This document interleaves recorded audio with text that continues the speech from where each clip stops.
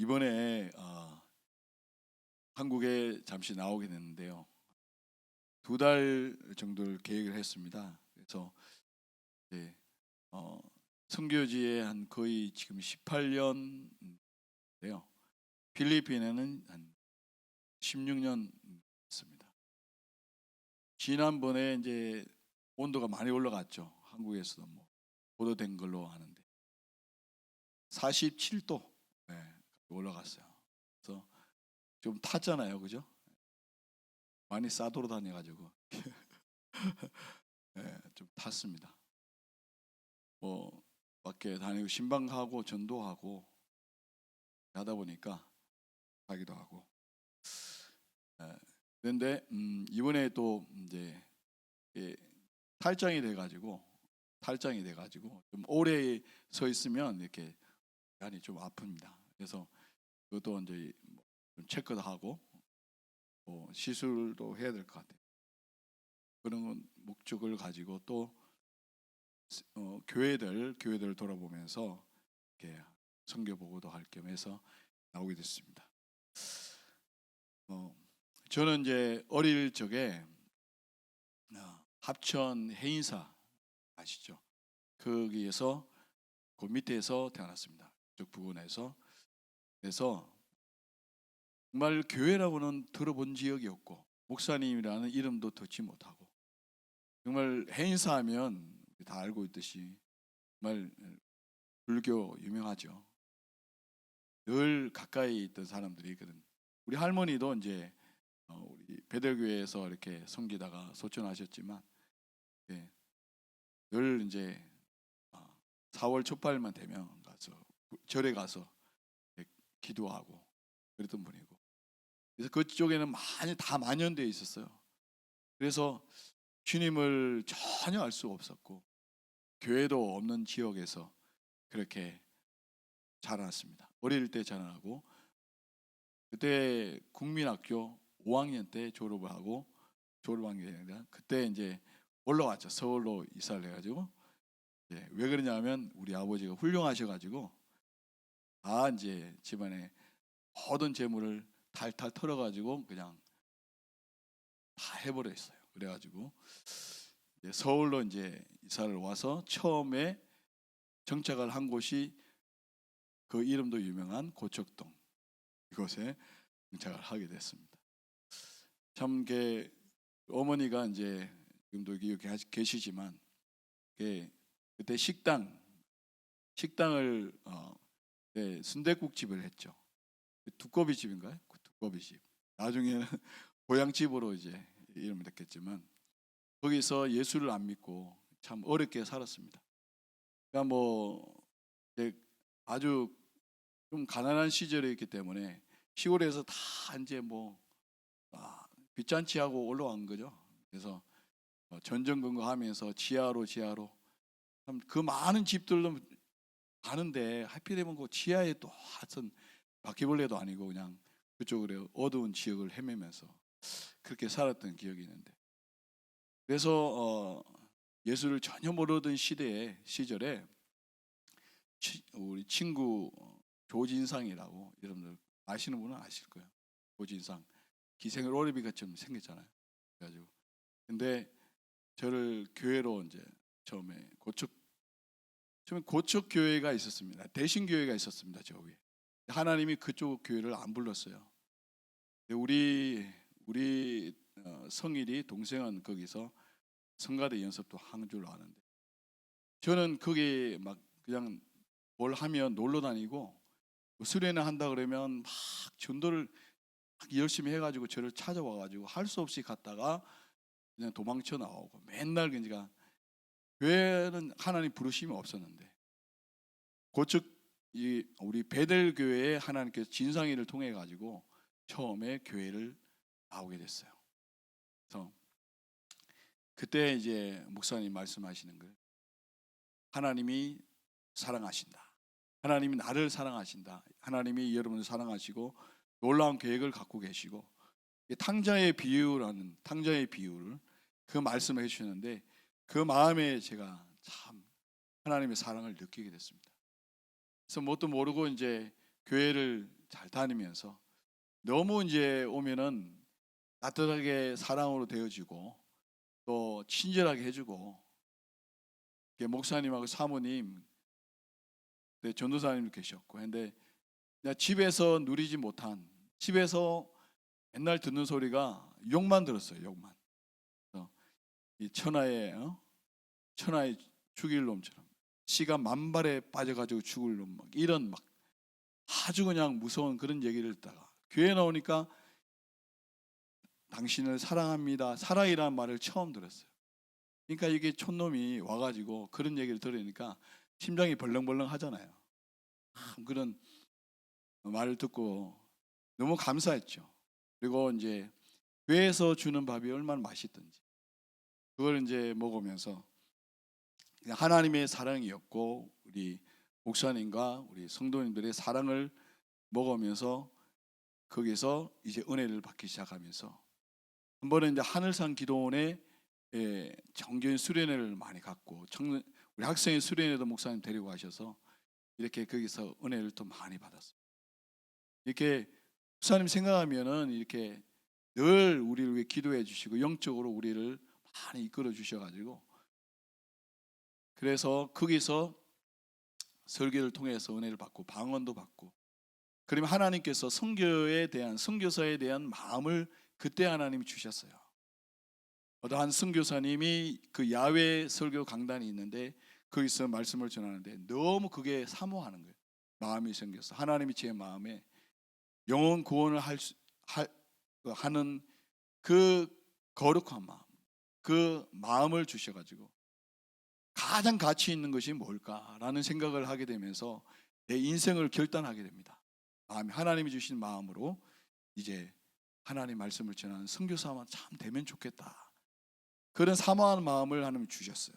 그리고 나서 교회에서 이렇게 생활을 하다가 또 하나님의 인도로 이제 종신대학을 들어가면서 하나님 그런 길을 열어가는 과정 속에서 이런저런 일이 많이 있었습니다. 근데 제가 참 감사한 것은 여기서 이제 예수를 믿게 되고 베들 교회를 통해서 예수를 믿게 되고 그리고 그 이후에 하나님 주신 그 사랑을 생각하면서 결단하게 되고, 그리고 지금까지 결혼도 이제 하게 되면서 하나님의 은혜 가운데 이 베델 교회를 절대 잊을 수가 없는 저의 첫 사랑의 영적인 고향과 같은 그런 교회입니다. 그래서 저는 파송교회가 사실 있잖아요.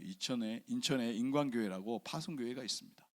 근데 파송은 교회인데 파송교회는 파송교회고 마음의 파송교회는 우리 베델교회입니다. 할렐루야. 감동이 별로 없는 것 같아요. 아멘이 할렐루야. 그래서 정말 참 감사하고, 그래서 하나님 선교사의 꿈을 우리 교회를 통해서 이렇게 하나님께서 주셨고, 그리고 지금까지 선교 일을 감당하게 되면서 우리 베델 교회를 볼 때는 참 너무 귀한 교회입니다.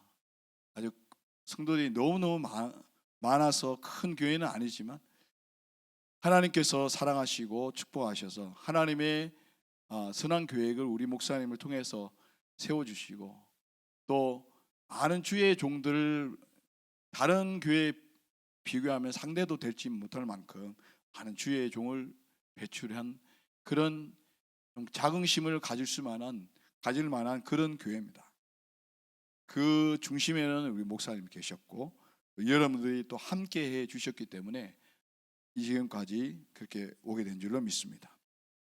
참 감사하다는 말을 하고 싶어서, 아니 여기에 제 모든 성장 과정이 여기에 다 있죠. 그래서 오늘날에 제가 선교 사역을 하게 되고 선교사로서 지금 사역 감당하는 것도 우리 베델 교회의 여러분들이 늘 기도해 주시고 또 함께 해 주시고 선교의 비전을 딱 그걸 굽히지 않으시고 지금까지 열심히, 저는 이제 많은 교회를 다니면서 또 파송교회도 있지만 이렇게 목사님들이 바뀌면서 선교 정책이 바뀌고 그 가운데 선교가 퇴보되는 것들을 겪게 됩니다. 그럴 때마다 마음이 아파요. 그러니까 왜 선교를 하나의 도구로서 하나의 옵션으로 생각하는지 모르겠어요. 선교는 반드시 우리가 해야 되는 부분이거든요. 왜냐하면 예수님이 제1호 선교사입니다. 하늘의 영광을 버리시고 이 땅에 오셔서 우리의 모든 죄를 위해서 십자가에 피를 흘리시면서 자기 목숨을 내어놓고 우리를 살렸잖아요. 우리 이 땅에 우리를 살리러 오셨어요. 우리 영혼을 살리러 오신 그 첫 번째 선교사가 예수 그리스도이십니다. 예수님의 사랑을 받은 우리, 그 구원을 받은 우리는 선교를 하지 않을 수가 없는 거죠. 그거는 우리의 삶의 목적입니다. 할렐루야. 삶의 목적이고 삶의 본질이에요. 그걸 잃어버리면 하나님의 제자가 아니고 하나님의 백성이 될 수가 없습니다. 그걸 우리는 꼭 기억을 해야 될 거예요. 좀 여러분들 죄송한 부분이 있는데 늘 선교지에서 아주 튼튼하게 열심히 건강하게 해야 되는데 가끔씩 이렇게 몸이 이렇게 오래 노출돼 있다 보니까 이렇게 막 몸이 이렇게 조금씩 고장이 나더라고요. 어르신들 계신데 죄송한데 저도 60을 이제 좀 있으면 바라봅니다. 네, 같이 뭐 늙어가는 처지 그렇게 말할 수 있겠네요. 네, 그래서 이번에 이제 간증을 좀 하게 되면 1월 달에 이제 댕기가 걸렸습니다. 1월 말쯤에. 그래서 저는 이제 16년 동안 선교지에서 그 더운 지역에서 사역을 했는데 한 번도 댕기에 걸린 적이 없어요. 물린 적이 없고 어디를 뭐 수련을 가든 어디를 가든 밖으로 많이 돌아다니고 해도 한 번도 걸린 적이 없는데 그때 딱 걸린 거예요. 그리고 이게 다들 놀라는 게 뭐냐면 제 혼자 걸린 게 아니라 가족이 다 걸린 거예요. 가족이 다 걸린 케이스는 별로 드문 거거든요. 그래서 이제 갑자기 머리가 아프고 이렇게 몸이 쭉 힘이 빠지면서 이게 몸이 아프기 시작을 하는데 여러분들 코로나 걸릴 때 아픈 그런 것처럼 아프더라고요. 그러면서 병원에 한번 체크업하러 갔는데 처음에 한번 하고 다시 한 번 더 했을 때 댕기라고 그러더라고요. 그래서 처음에는 제가 이제 병원에 입원을 하게 됐죠.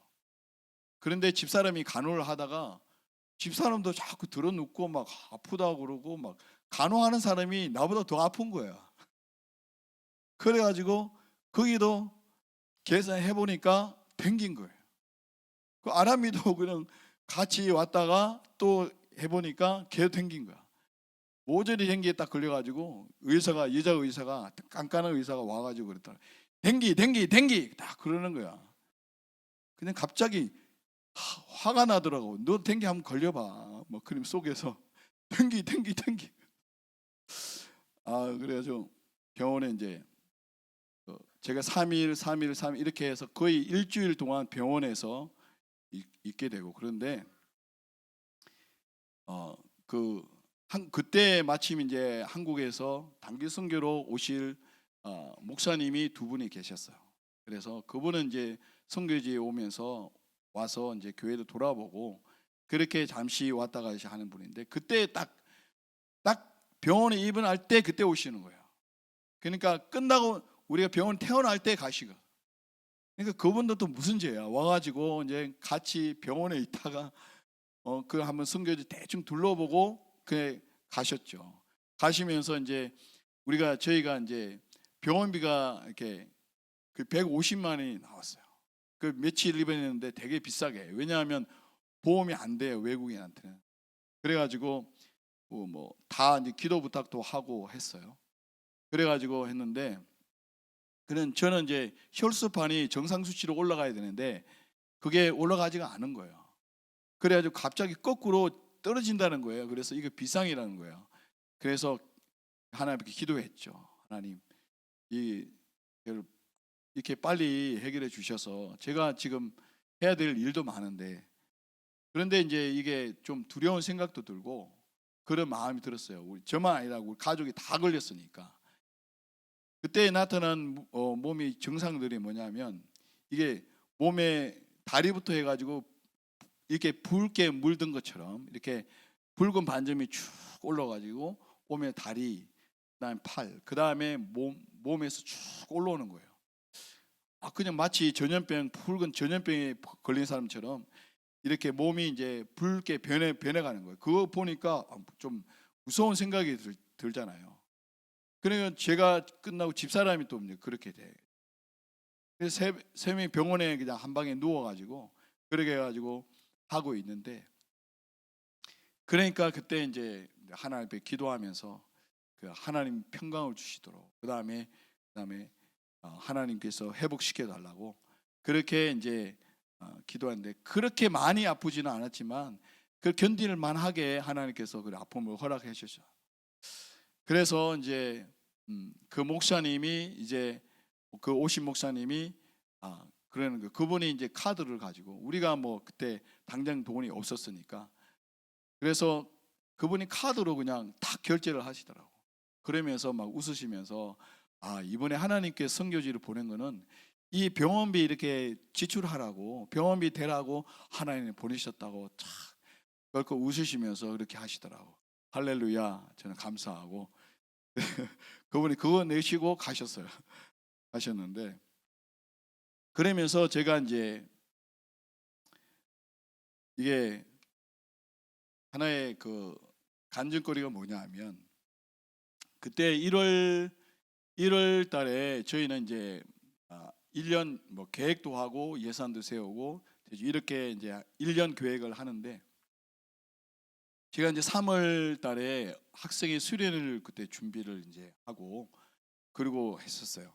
그 다음에 교회가 촬영이 문제가 있어가지고 그것을 완전히 뭐 사람을 태우면은 이렇게 넘어갈 수 있을 만큼 이게 금이 가가지고 밑에 사람 싣고 다니는 뒤에 사람 태우는 그 뒷자리에 금이 밑에가 쇠가 있는데, 그게 금이 다 가가지고 출렁출렁하면서 이게 뒤집어질 수 있다고 얘기하더라고요. 그래가지고 이거는 촬영을 운행을 못하겠다. 그래가지고 이제 그거를 그냥 주일만 살살 운전하면서 했는데, 그거를 가지고 가기에는 좀 힘든 상황이었어요. 수련을 가야 되고. 근데 학생회 우리가 수련을 가면 120명에서 150명 정도 우리가 갑니다. 그러니까 그 예산이 만만치가 않죠. 만만치가 않고, 그리고 그 행사를 우리가 준비를 하는 그 단계에서 뭐 이것저것 우리가 바자회도 하고 뭐 해서 막 이렇게 준비를 하지만 이게 만만치가 않습니다. 그런데 이제 하나님께서, 이 된기를 하나님께서 우리에게 허락을 하신 거예요. 그래서 우리는 지나고 나니까 이건 하나님이 계획하신 거구나. 하나님, 그래서 우리가 그거를 된기의 축복이라고 불렀어요. 집사람하고 나하고. 왜냐하면 이게 그때 이제 그 일로 인해 가지고 우리 한국 기도 부탁을 하고 파송교회도 기도 부탁을 하고 했잖아요. 그러니까 하나님께서 이 교회 저 교회를 통해서 조금씩 후원을 받게 됐습니다. 그런데 그 후원을 가지고 수련회를 무사히 다 마치고 차도 이렇게 고칠 수가 있었습니다. 할렐루야. 이건 하나님께서 하셨더라고밖에 할 수가 없는 거예요. 그러니까 제가 이제 그때 당시에 뭐 이것저것 해야 될 모든 경제적인 그 교회 운영비가 없었기 때문에, 교회에 뭐 필요한 거 다 이렇게 뭐 하지만, 이런 행사나 큰 행사가 있으면 그건 하나님께서 채워주시고 여러 가지 상황들을 통해서 이끌어 가셨는데, 이번에도 하나님께서 이 댕기라는 것을 통해 가지고 하나님이 선교를 할 수 있도록, 선교를 감당할 수 있도록 하나님께서 해 나가시는 것을 저는 경험을 했습니다. 그러니까 그 회복도 이제 뭐 아이들은 빨리빨리 되잖아요. 저하고 집사람은 그게 한 달 이상을 이렇게 몸이 좀 약해진 상황에서 이게 조금씩 이제 회복이 된 거죠. 그래서 학교에서 제가 이제 한국어를 강의를 하는데 그거를 다 못 해가지고, 그래서 저는 이제 조금만 맞고 우리 제자한테 넘겨서 가르치게 했습니다. 그래가지고 할 만큼 이제 회복이 조금씩 와서 그렇게 할 수 있었던 거예요. 그래서 이제 우리는 우리에게 일어나는 것을 우리는 잘 몰라요. 그 속에 어떤 하나님의 뜻이 담겨 있는지 모릅니다. 하나님의 어떤 계획이 있는지 우리는 알지 못해요. 그래서 그게 나타나는 현상만 바라보면서 우리는 낙담하고 때로는 하나님께 어떻게 내가 그랬거든요. 하나님 1월 달에 우리가 이런 예산이 필요합니다. 하나님 우리가 학생의 영혼 구원을 위해서 이번에는 많이 전도해가지고 열심히 할 테니 올해도 하나님 재정 축복을 해주시고 많은 영혼을 주님께 인도할 수 있도록 축복해 주세요. 이렇게 하나님 앞에 간절히 기도했는데 그렇게 기도하자마자 댕기기를 다 걸린 거예요. 그러니까 이게 무슨 하나님 뜻인, 몸도 아프지, 그리고 안에 재정도 없는데 몸까지 아프고 뭐 어찌지 않은 거예요 진짜. 그러니까 이게 뭐 축복이는커녕 이게 뭐 그냥 우리가 하나님 앞에 그냥 감사할 뿐이죠. 어떻게 하든 뭐 하나님이 어떻게 이렇게 저렇게 하든 주겠어요. 거기에서 댕기는 치사율이 70%가 됩니다. 그러니까 굉장히 높아요. 그래서 아이들은 많이 죽어요. 많이 죽습니다. 근데 나이가 좀 이제 청년 정도 되면은 많이 아프고 그렇고 낫습니다. 근데 이제 우리 아람이도 이제는 15살이거든요. 그러니까 집사는 그렇고 뭐 그러니 이게 이제 어떻게 될지 모르잖아요. 두렵기도 하고. 그러니까 이제 하나님 앞에 완전히 맡기는 거죠. 그러니까 우리는 우리의 신앙생활 할 때 제일 여러분들 어려움, 제일 문제가 뭐냐면 제일 우리가 싸워야 될 게 뭐냐면 두려움이라는 거예요. 우리 속에 있는 두려움. 환경으로부터 오는 두려움. 어떤 일이 일어났을 때 그에 대한 두려움, 미래에 대한 불안하기 때문에 그에 대한 두려움이 있거든요. 그 두려움 때문에 우리가 주의 일을 그르칠 때가 많이 있습니다. 그러니까 그 일을 보면서 우리가 앞으로 너무 힘들겠다.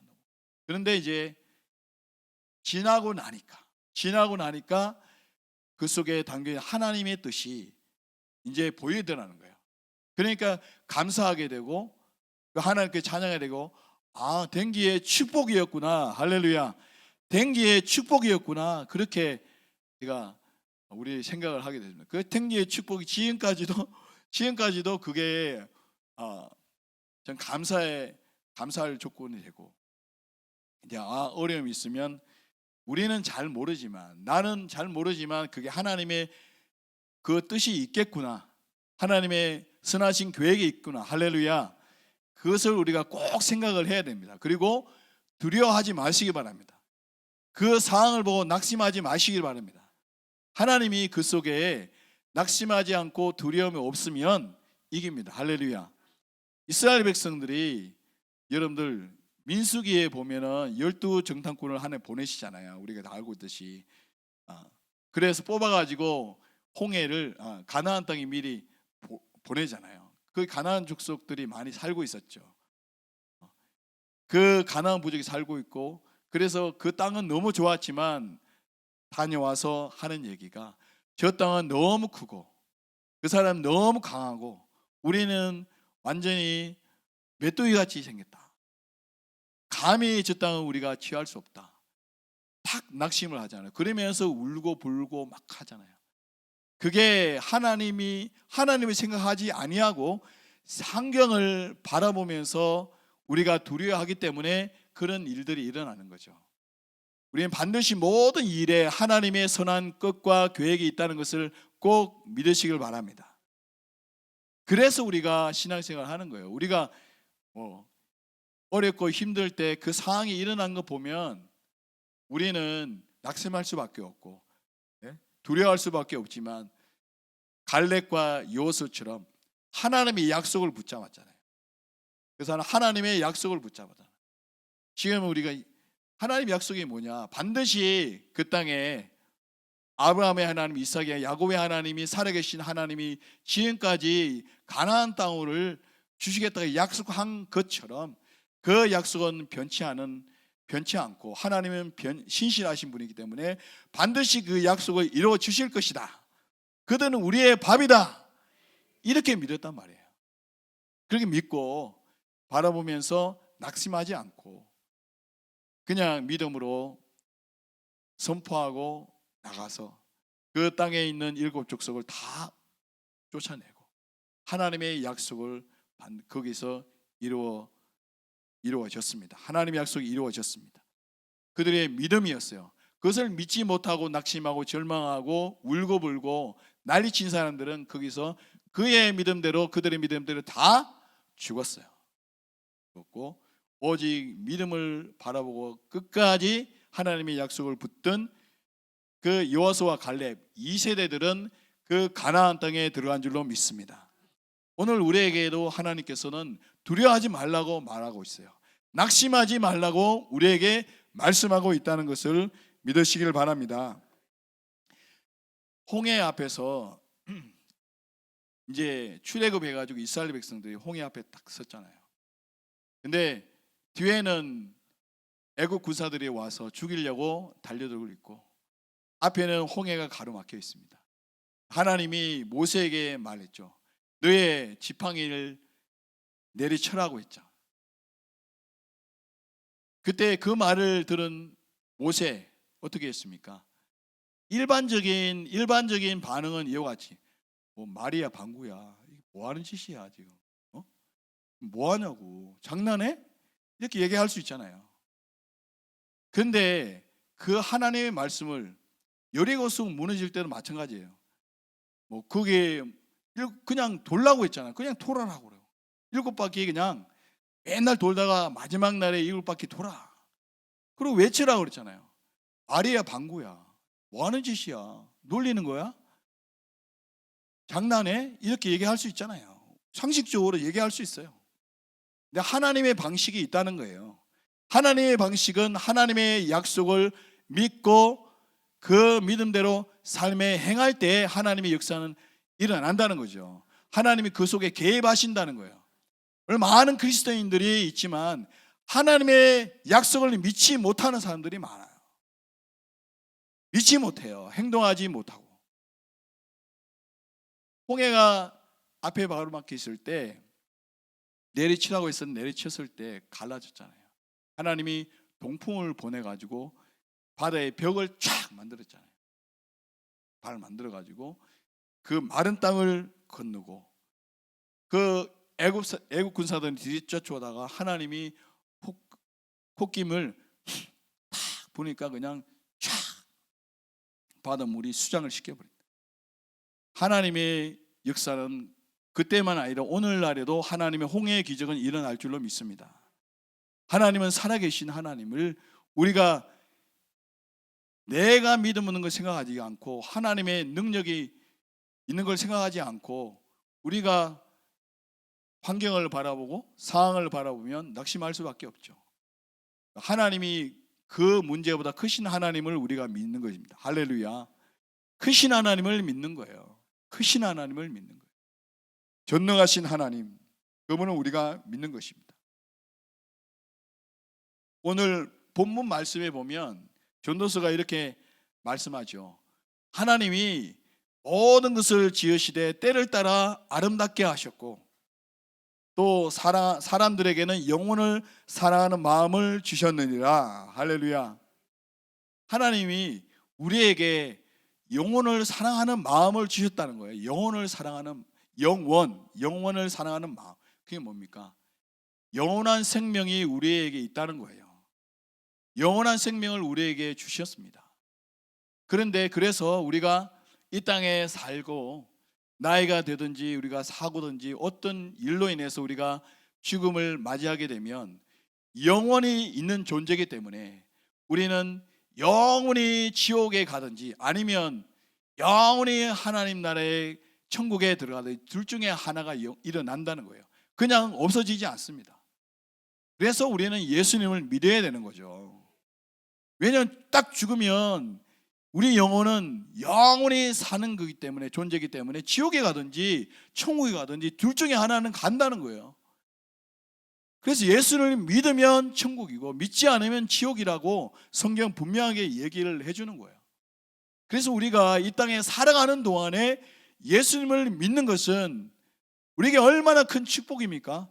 영원한 생명을 주님이 우리에게 허락해 준 줄로 믿습니다. 이 땅에 살아가는 동안에 그것이 가장 큰 축복임을 아는 사람이 바로 그리스도인들이고, 그 그리스도인들이 그걸 알기 때문에 가장 중요하게 해야 될 일이 뭐냐? 영혼을, 예수님의 이름을 전해서 영혼을 구원하는 그 일인 줄로 믿습니다. 그렇기 때문에 주님이 하늘나라 가기 전까지 바로 너희는 가서 모든 족속으로 제자를 삼으라, 내 증인이라, 그렇게 말하는 거예요. 증인이라는 말은 헬라어로 그냥 순교자라는 뜻이에요. 순교자. 복음을 전하다가 죽으라는 뜻이에요. 죽으라. 복음을 전하다가 죽으라. 선교지에 너무 날씨가 더우니까 전도하기가 힘든 거예요. 좀 가서 좀 전도하면 땀도 나지만 막 이렇게 얼마 전에 몇 년 전에 이제 열심히 그때 전도할 텐데 산 비탈에 판잣집이 지어졌어요. 그러니까 바닥을 마루를 대나무를 잘라가지고 그걸 엮어가지고 그거를 마루 바닥으로 만들었어요. 판잣집에 방 하나밖에 없어. 거기 엄마하고 아빠하고 애들하고 이렇게 같이 살아요. 그러니 뭐 좀 힘들게 살아가죠. 하루하루 이렇게 벌어서 못 먹을 때는 다른 집에서 이제 쌀을 빌려다가 거기서 밥을 해 먹고, 그렇게 살아가는 사람들이 우리 교인들의 70%가 돼요. 그런데 이제 그 신방을 갔어요. 그런데 산 비탈에 이제 이게 뭐 나무를 만들어 가지고 뭐 지붕을 이제 씌워 가지고 그렇게 있는데, 이게 딱 들어가려고 하니까 집이 약간 비스듬한 게 넘어갈 듯 말 듯 한 거야. 그래서 들어가기가 좀 힘이 들어가면 이게 무너지는 거 아니야? 그러면 쏙 막 무너지면 이렇게 팍 그냥 뭐 불로 떨어지고 그 생각이 되니까 힘든 거예요. 들어가기가. 그래도 뭐 주님 함께 하시겠지. 그래 들어갔어요. 그래가지고 이제 자 예배를 드립시다. 그래서 몇 명 같이 간 우리 성도하고 거기 이제 그 집에 사는 아주머니하고 그 애들도 있었고, 그런데 이제 자리를 이제 예배를 드리고 야 드립시다 하고 툭 앉는데 갑자기 엉덩이가 쑥 빠지는 거예요. 그러니까 나무가 썩어가고, 이게 대나무가 썩어가지고 내 엉덩이가 제가 이렇게 좀 이렇게 좀 살이 많이 붙어가지고 그게 무거웠는가 봐요. 썩 이제 떨어져가지고 폭 빠진 거야. 그냥 엉덩이만 쑥 빠져가지고 그거 이제 일어나니까 거기 쏙 빠진 거예요. 이렇게 엉덩이 이렇게 볼록 거기가 이제 폭 빠져가지고 엉덩이처럼 만들어졌더라고. 아이고 기겁을 하고 그래가지고 그 피해가지고 예배 드리고, 그게 뭐 보상을 해줘야 되는데 어쨌든지 모르겠어요.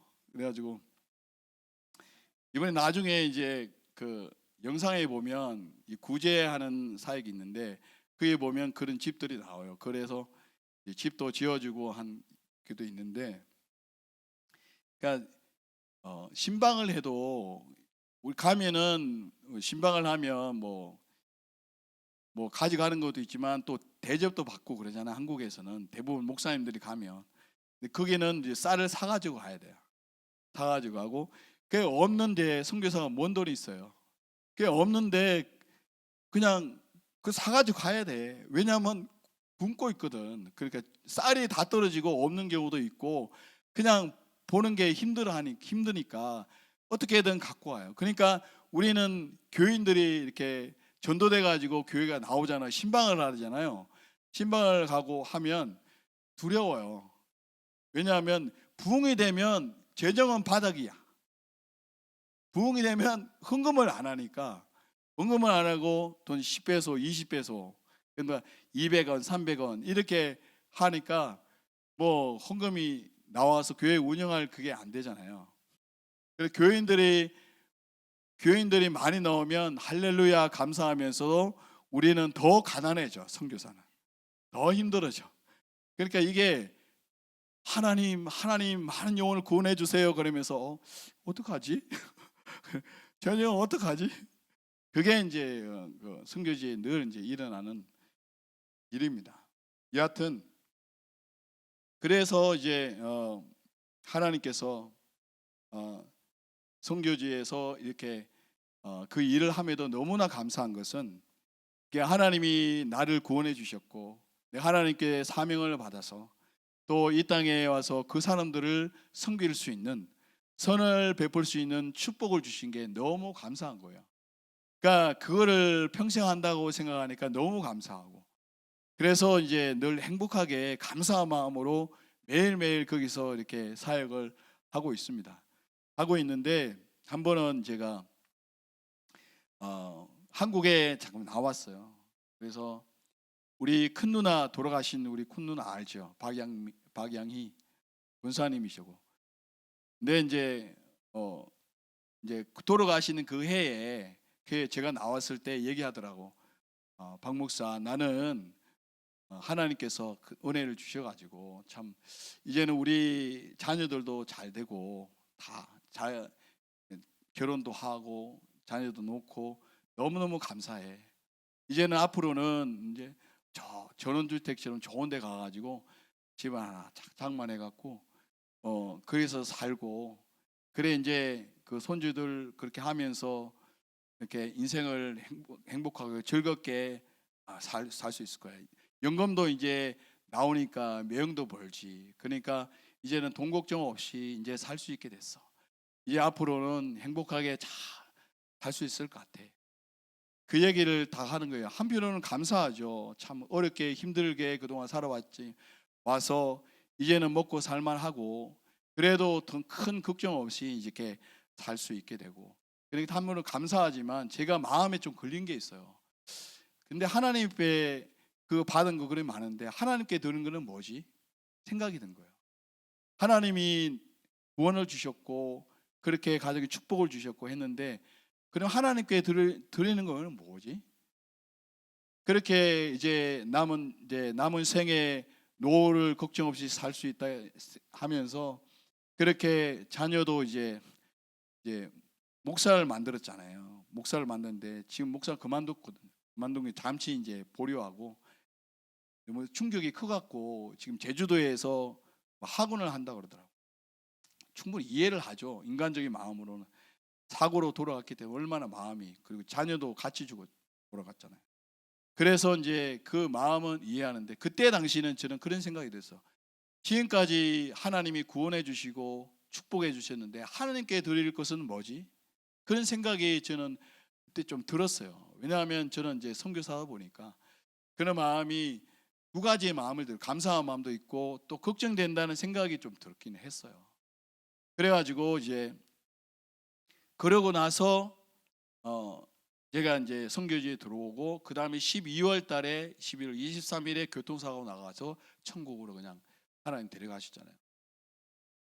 그거를 제가 바라보면서 우리 인생에 대해서 우리가 생각을 좀 해봐야 된다. 우리 인생에 대해서 우리는 천년만년 여기 살 것이 아니고 잠시 살다가 하나님 부르시면 그냥 가야 되는 거예요. 그래서 성경에 보면 부자가 참 그의 소출이 많아가지고 농사를 지고 소출이 많아가지고 이제는 곳간을 많이 씌워두고 뭐 더 지어가지고 그 양식을 거기다 다 저장해주고 이제는 편하게 먹고 마시게 되겠다. 그렇게 생각을 할 때 예수님이 딱 말씀하시죠. 오늘 내가 내 영혼을 부르면 너는 어떻게 될 것인가? 너 생각을 해봐라.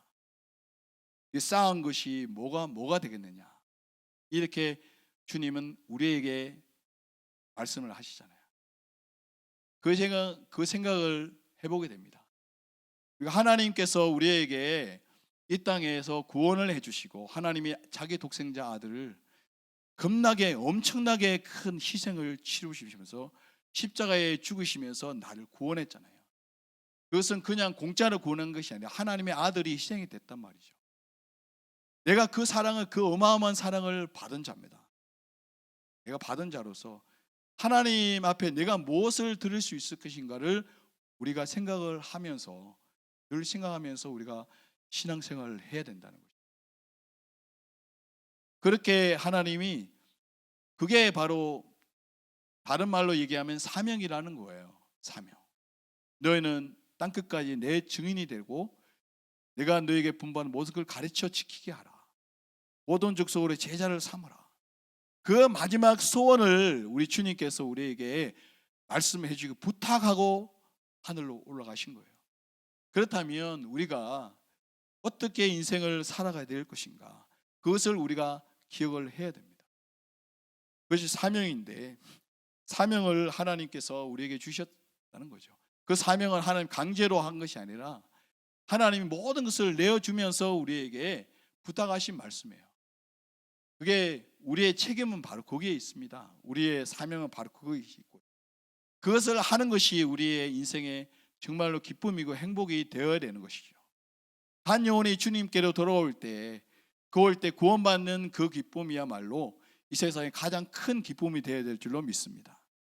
내게 통장에 돈이 쌓이는 것보다도 내 어떤 일이 잘 되고 번성해서 성공하는 것 중요하죠. 그것도 너무너무 중요합니다.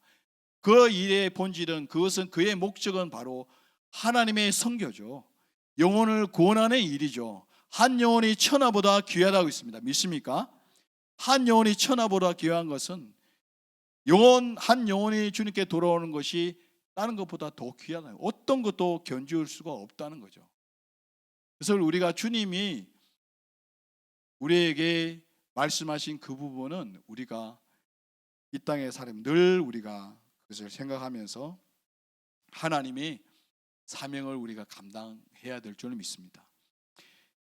하나님이 이스라엘 백성들을 불렀잖아요. 그리고 출애굽을 했잖아요. 종살이 했던 그들을 구원해 줬습니다. 그 목적이 뭐였죠? 목적이 딱 한 가지 있습니다. 너는 세상에 빛을 발하라 그랬어요. 너희 빛을, 일어나 빛을 발하라. 여호와의 영광이 내게 임하였도다. 우리가 하나님의 영광을 받은 존재입니다. 하나님의 사랑과 축복을 받은 존재입니다. 일어나 빛을 발하야 되는 거죠. 우리가 축복을 받고 하나님의 영광을 받은 자로서 일어나야 되는 겁니다. 할렐루야. 일어나라 그랬습니다. 일어나라. 앉아있지 말고 일어나라 그랬어요. 모든 힘든 거, 어려운 거, 안 되는 거 다 알고 있는데 그 이상 일어나라. 일어나라. 빛을 발하라. 빛을 발하라고 우리에게 말씀합니다. 그 사명이 있는 거죠. 그 사명. 그 사명을 이스라엘 백성들이 잊어버렸을 때, 잃어버렸을 때 더 이상 세상에 빛이 되지 못하고 세상에 소금이 되지 못하고 잃어버렸을 때, 성경은 그 소금이 맛을 잃어버리면 땅에 버려 밟힐 뿐이다. 사람들에게 밟힌다는 거. 그게 수치와 조롱을 당한다는 거예요. 이스라엘 백성들이 어떻게 됐습니까? 수치를 당하게 됐죠. 이방 나라로 포로로 잡혀갔습니다. 자식들이 포로가 됐어요. 심지어 시드기야 왕이 있죠. 왕은 이스라엘 왕이지 않습니까? 눈알이 뽑혔어요. 눈알이 뽑히고 결박당하고 그 눈앞에서 자기 자녀들이 죽임을 당하는 비참한 일을 당하게 됩니다. 왜 그렇죠? 사명을 잃어버렸기 때문에. 빛을 발하지 못하고 사명을 내팽개치고 했기 때문에 하나님은 그들을 벌하신 거죠. 벌한 겁니다. 물론 70년 만에 하나님은 도리어 회복을 시켜주지만 그 징계를 하나님께서 허락하신다는 거예요. 징계를. 우리는 하나님부터 사명을 받은 존재입니다. 거룩한 사명입니다. 그것은 하나님 강제로 막 이렇게 원하는 것이 아니라, 베드로에게 주님 찾아갔잖아요. 네가 나를 사랑하느냐? 물었잖아요. 3번을 물었잖아요. 사랑하느냐? 사랑합니다. 주님이 아십니다. 그러면 내 양을 먹이라. 주님의 사랑을 확인된 사람은, 주님의 사랑을 받았다고 확신하고 구원의 확신을 가진 사람은 양을 치라는 겁니다. 그 다음에는 사명을 주셨어요. 사명을 주신 겁니다. 우리에게 하나님은 사명을 주신 겁니다. 할렐루야. 사명을 우리는 헛되이 그렇게 쉽게 생각하면 안 됩니다. 우리의 사명은 빛을 발하는 것, 하나님을 사랑하고 내 이웃을 내 몸같이 사랑하라. 내 몸처럼 이웃을 사랑하고 형제자매를 내 몸처럼 사랑하라. 내 몸이라는 것은 하나밖에 없는 소중한 존재입니다. 그처럼 형제를 자매를 사랑해라. 그런 거룩한 소명을 우리에게 주님은 허락하셨습니다. 그 사명을 우리가 항상 감당하고 감사하면서 우리에게 주신 주님의 구원의 은혜, 하나님의 자녀된 우리 그 영원한 생명을 우리에게 주신 그 은혜, 주님이 곧 오시잖아요. 오실 때는 모든 것이 끝납니다. 그리고 하나님은 그때에 우리에게 주신 사명을 확인하고 충성된 종아 내가 잘했도다, 이렇게 주님이 곧 우리에게 말씀하십니다. 세상에 돌아가는 걸 보십시오. 주님이 곧 기후변화를 보십시오. 장난 아니지 않습니까? 지구온난화를 통해서 돌아가는 상황을 보십시오. 주님이 가까이 왔다는 하나의 사인이죠. 이런 때 우리가 세상 속에 빠져서 사명을 잃어버리게 되면 우리는 세상 속에 밟힐 뿐이고, 우리가 그 사명을 깨닫고 존귀한 자로 거룩한 자로 하나님 앞에 살아갈 때 하나님께서 우리를 통해서 하나님의 영광을 받으시고 이 세상에서도 반드시 우리에게 승리를 주실 줄로 믿습니다. 그런 믿음의 삶을 하시고 사명을 잘 끝까지 감당하여 하나님의 선하신 목적대로 살아갈 수 있는 여러분 되시기를 축복합니다. 한국에 들어올 때 가장 설레이는 것이 뭔지 아십니까? 물론 가족을 만나는 것도 설레고 어머니를 보는 것도 설레고 우리 베들교회 와서 성도님들 만나는 것도 설레고, 그래서 조금 설렙니다. 가장 흥분되고 좋아하는 것이 뭔지 아십니까? 짜장면 한 그릇 먹는 겁니다. 그게 참 설레요. 그게 솔직한 심정이더라고요. 이 세상에 사는 것이 선을 행하고 또 남에게 베풀어주고 그렇게 또 하나님의 은혜 가운데 구원받은 백성으로 살아가는 것이 너무나 감사한데, 이것보다 더 낚시 어디 있겠느냐 오늘 성경에 말씀하잖아요. 근데 그 안에는 하나님을 알고 하나님을 섬기고 하나님을 사랑하고 또 이웃을 사랑하는 그 본질이 있는 상황에서 이 세상의 모든 것을 누릴 때 그보다 큰 축복이 없는 것입니다. 여러분, 그 축복을 누리는 사람들이고 하나님의 큰 하신 계획 속에서 살아가는 사람들입니다. 그래서 항상 그 원대하신 하나님의 꿈과 비전과 하나님의 사랑과 축복을 기억하면서 이 세상에 자잘구레하게 일어나는 모든 것들을 넉넉히 이겨낼 수 있는 멋진 하나님의 군대, 하나님의 자녀들이 될 수 있기를 주님을 축복합니다.